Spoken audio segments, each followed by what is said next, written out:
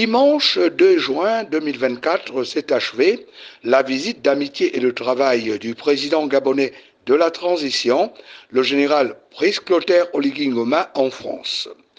Visite de 5 jours au cours desquelles il a été convié au Forum économique Gabon-France le 29 mai dernier, avant d'être reçu le 31 à l'Élysée par le chef d'État français Emmanuel Macron, un jour avant sa rencontre avec la diaspora gabonaise de France.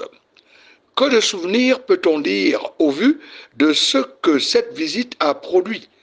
Plus de 700 milliards de nos francs ont été obtenus pour financer des projets porteurs et très attendus des Gabonais, dont ceux concernant la réhabilitation de la décharge de Mindoubé à Libreville et l'entretien du chemin de fer transgabonais qui connaît depuis un certain temps des fortunes accablantes. Le Gabon sous l'ère CTRI qui relance sur les cendres d'Air Gabon Fly Gabon Holding ce mois de juin ses opérations a obtenu du constructeur aérien européen Airbus qu'il aide la nouvelle compagnie nationale aérienne gabonaise dans des domaines aussi sensibles que celui de la formation indispensable à l'aviation dans tous ses corps de métier.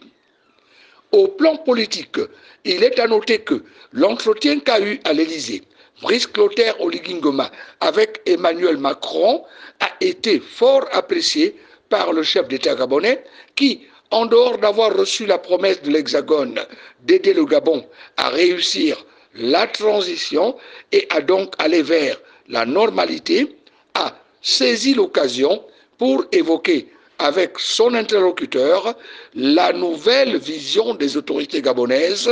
reposant sur le pacte noué avec les populations qui, semble-t-il, est écrit en lettres d'or dans le rapport du dialogue national inclusif tenu du 2 au 30 avril dernier à Libreville. Elle était très attendue, la rencontre avec les Gabonais de la diaspora en France. 35 000 âmes, parmi lesquelles 1826 boursiers, une diaspora qui dispose, nous ne le savions peut-être pas, de 1600 entreprises selon les investigations de l'Agence nationale pour la promotion des investissements ANPI. Les Gabonais de France ont en guise de contribution remis au président de la transition un rapport comportant 700 projets, rapport inscrit sur une plateforme dénommée Acoma. Ils sollicitent leur prise en compte par la Banque commerciale pour l'entrepreneuriat des jeunes mise en place par l'État. Ces compatriotes résidant dans l'Hexagone n'ont pas manqué de remercier le CTRI pour la création du Haut Commissariat de la diaspora destiné à leur accompagnement.